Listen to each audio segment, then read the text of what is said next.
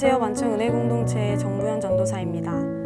이번 주 말씀인 아프니까 복음이다 세 번째 말씀, 지옥의 자식을 만드는 자에게 화가 있으리라 라는 말씀을 가지고 3분 리뷰를 시작하도록 하겠습니다. 이번 주 말씀은 위선적인 바리새인들을 향한 예수님의 두 번째 엄한 경고가 있었습니다. 그들은 당시 적극적인 선교 활동을 했었다고 합니다. 그런데 왜 예수님께서는 엄한 경고를 하셨을까요? 그들은 자기 열정, 자기 구원, 자기 의를 내세우며 자신들처럼 율법 중심의 사람들을 만들기 위한 것이 그들의 선교 목적이었습니다. 다시 말해서 율법 자체의 문제가 아니라 그 율법을 가지고 그 사람들을 정죄하고 또한 죄책감에 시달리게 했던 것이 예수님의 분노를 사게 했던 일 중에 하나였습니다. 본문 말씀 마태복음 23장 15절 말씀입니다. 너희보다 배나 더 지옥 자식이 되게 하는도다. 그들은 하나님의 마음을 갖고 있지 않았습니다. 하나님은 한 영혼이라도 천국 백성을 삼고자 하셨는데 오히려 하나님의 자녀들을 그들의 잘못된 목적과 열정으로 오히려 악취가 나는 자리로 또한 지옥의 자녀로 만들어가고 있으니 얼마나 마음이 아프셨겠습니까? 우리가 잘 알고 있는 사도 바울도 그랬습니다.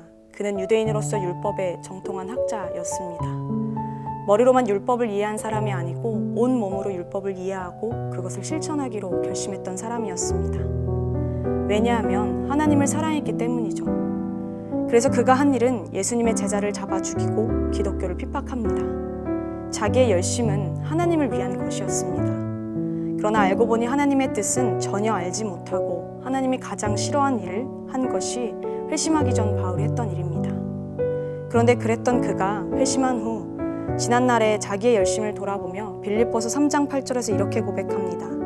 이 세상 그 어떤 것도 내 주 예수 그리스도를 아는 것과 비교가 되지 않습니다. 모든 것이 쓰레기처럼 아무런 가치가 없다는 것을 이제 압니다. 이로써 나는 그리스도를 알게 되었습니다. 바울은 자신의 열정과 목적이 예수 그리스도를 향하자 그동안 잘못되었던 자기의 열심을 되돌아보게 됩니다. 또 그가 어둠에 있던 그가 빛으로 또한 밝은 곳으로 나았던 계기가 되었습니다. 저는 이 시간 여러분에게 한 가지 질문을 드리고 싶습니다. 여러분의 삶의 열정과 목적은 무엇인가요? 설교 마지막 부분에 이런 말씀을 하셨었습니다. 내 삶의 열정과 목적이 무엇이냐에 따라서 내 삶에 악취가 날 수도 있고 향기가 날 수도 있습니다. 저는 저와 여러분의 삶 가운데에 악취가 가득하는 것이 아니라 그리스도의 향기가 가득했으면 좋겠습니다. 그래서 우리가 이번 한 주 말씀을 생각하며 나아갈 때에 하나님의 마음을 따라 살아가는 저와 여러분이 되시기를 소망합니다.